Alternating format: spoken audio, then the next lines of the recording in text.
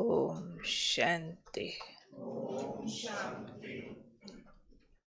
ओम शांति। ओम शांति। ओम शांति। ओम शांति। आज का स्वमान।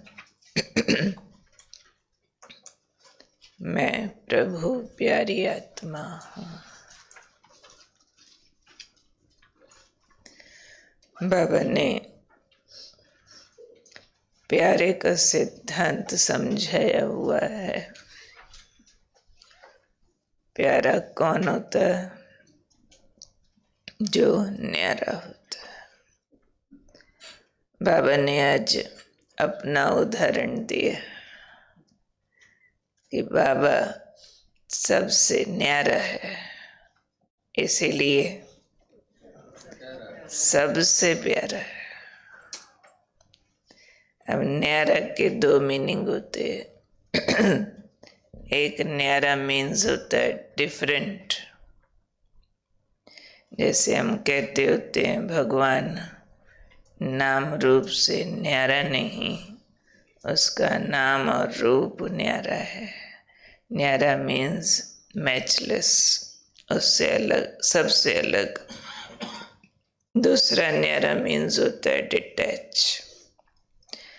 जो जितना ज्यादा डिटैच होगा सब तरफ से, उतना डिफरेंटली बिहेव करेगा और अट्रैक्ट करेगा। जो सबके जैसी चीज होती है वो अट्रैक्ट नहीं करती है, जो सबसे अलग होती है वो आकर्षित करती है।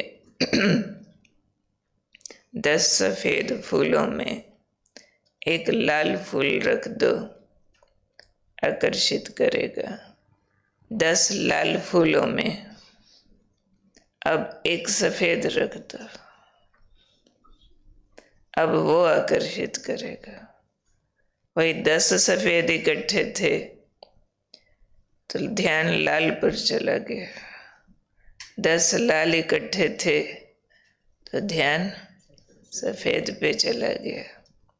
तो जो डिफरेंट है, जो डिटैच है, वो आकर्षित करता है। इसलिए बाबा भी सबसे डिटैच रहता है। हालांकि हम उसके बच्चे हैं, उसी की रचना है। दुख में आ जाते हैं, फिर भी वो प्रभावित नहीं होता है।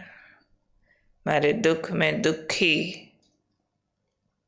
बाप होने के बावजूद भी हमारे दुख में दुखी नहीं होता, डिटैच है। नहीं तो बच्चा दुखी हो तो माँ बाप उससे डबल दुखी हो जाते हैं।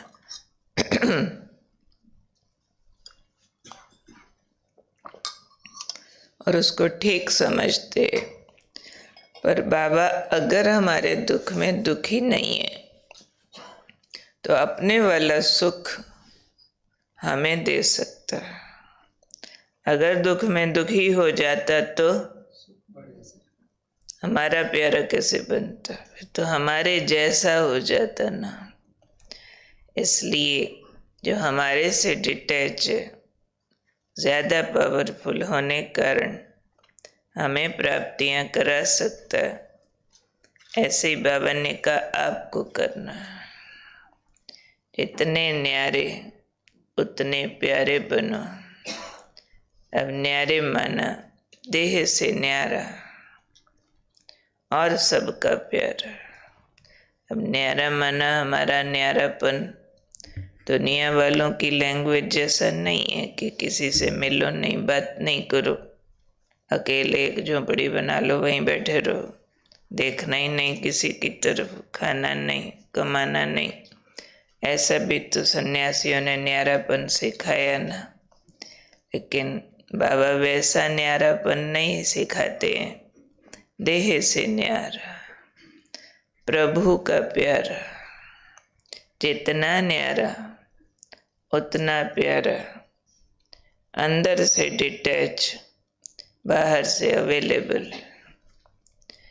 इसके लिए बाबा ने कहा प्रैक्टिस करो कि कर्म करते करते बीच बीच में अभ्यास करो, न्यारे होकर कर्म करो। जैसे कि कर्म करने के लिए आत्मा आती है, प्रवेश होती है, प्रवेश हुए, कर्म किया और फिर न्यारे हो गए। तो इस अभ्यास का क्या फायदा होगा, उसके लिए बाबा ने कहा कर्म बहुत अच्छा होगा। अगर न्यारे होकर, जैसे कि आत्मा हूँ, सिर्फ आत्मा नहीं, प्रवेश हुई हूँ कर्म करने के लिए, कर्म करती हूँ, लौट जाती हूँ। ऐसी प्रैक्टिस जिनकी होगी उनका कर्म बहुत अच्छा होगा और कहीं पर फंसेंगे भी नहीं, कर्म के प्रभाव से भी मुक्त हो जाएंगे।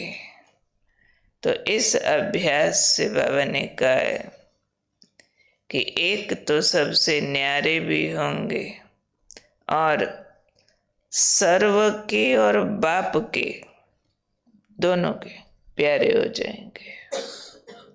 नहीं तो अगर जितना मर्जी पूरी दुनिया से पूछ के देख लो, कोई सर्व का प्यारा बनने का जोर लगा लेवे, सर्व को राजी करने की ताकत इस दुनिया में किसी में भी नहीं, किसी में भी नहीं, A to Z। लेकिन बाबा ने कहा इस न्यारेपन के अभ्यास से क्या होगा, आप सर्व के भी प्यारे बनोगे, बाप के भी प्यारे बनोगे, डबल फायदा। तो बाबा ने कहा ऐसे प्रभु प्यारी आत्मा बनने वालों को कितना फायदा है। तो आज याद रखना है, कानों में प्रभु प्यारी आत्मा कैसे बनती हूँ, प्रभु प्यारी न्यारेपन की ताकत से।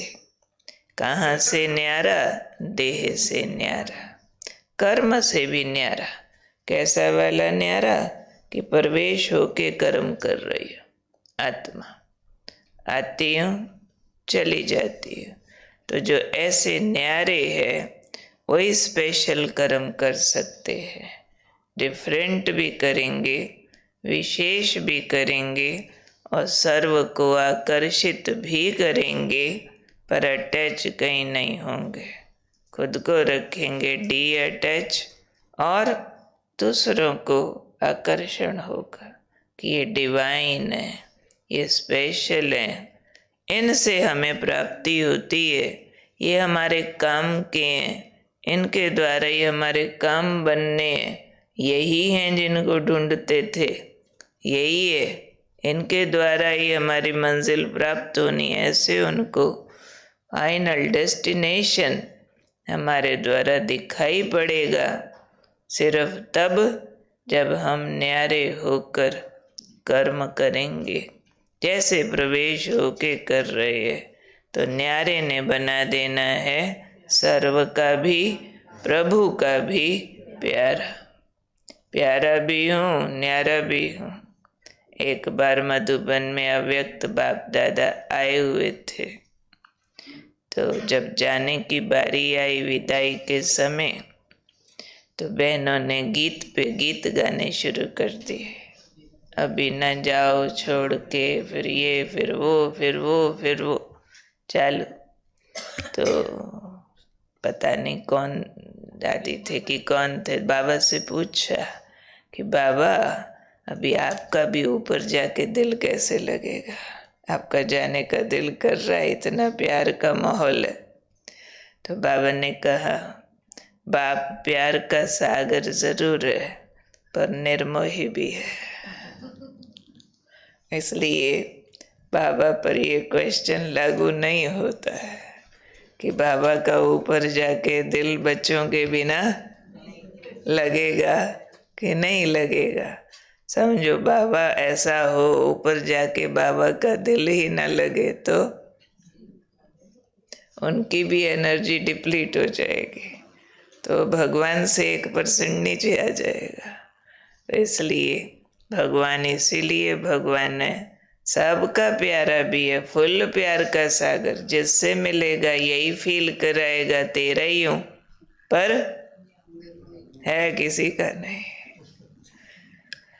ऐसे ही हमको होना है, सब हमारे हैं पर हमारा कोई नहीं है, हम सबके हैं पर हम किसी के नहीं हैं। कोई हमारा नहीं, हम किसी के नहीं, ना काहू से दोस्ती ना काहू से वैर, सबकी मांगे खैर। तो ऐसा हमारा अभ्यास विचित्र है, वंडरफुल है, दुनिया के लिए नया है, पर बहुत प्राप्ति कराने वाला है, बहुत शक्तियाँ पैदा करने वाला है। अच्छा, आज की कला है हमारी विचार कला और निर्माण कला, the art of thinking and creating. कुल मिला के प्लानिंग बुद्धि जिसको कहते हैं, प्लानिंग बहुत महत्वपूर्ण चीज़ होती है, क्योंकि कोई भी काम से पहले प्लानिंग होती है, फिर उसकी एग्जीक्यूशन होती है। तो ये थिंकिंग भी एक आर्ट है। उसमें जगदीश भाई जी क्या लिखते हैं वो सुनते हैं।